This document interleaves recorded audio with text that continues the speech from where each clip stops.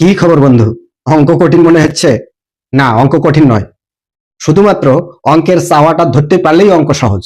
এখানে দেখুন, 500 টাকার 4 বছরের সুদ ও 600 টাকার 5 বছরের সুদ একত্রে 500 টাকা হলে এই সুদের হার কত?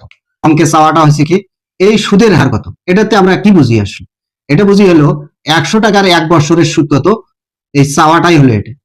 তাহলে এখানে বলছি কি 1 বছরের সুদের কথা বলছে, আর এই হারটাই হলো 100।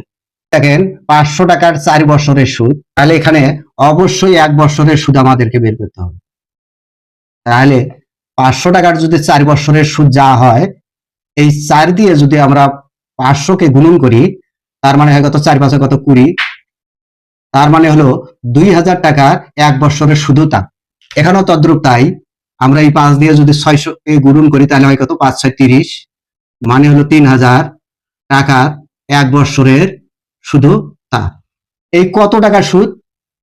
500 টাকা। এই আমরা 500 লিখলাম। এই সুদের হার, এই হারটা কি? হারটাই হলো 100, আমরা গুণন দিলাম হলো 100। মানে যেটাই চাওয়া হোক সেটাই গুণন হবে। আর এখানে বলছে কি একত্রে, এই হলো 2000 টাকা, এই হলো 2000, একত্রে মানে হলো যোগ, এই হলো যোগ, এখানে কত, 3000।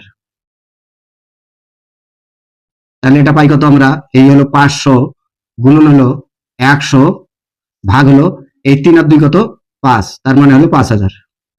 এখানে 2 শূন্য, এই 2 শূন্য কাটা, এই শূন্য আর এই শূন্য কাটা, 5 10 কত, 50।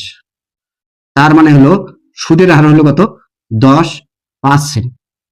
রাইট অ্যান্সার অপশন নাম্বার ক। এইভাবে অঙ্ক শিখি, আটার ম্যাথের সাথে থাকি। ধন্যবাদ।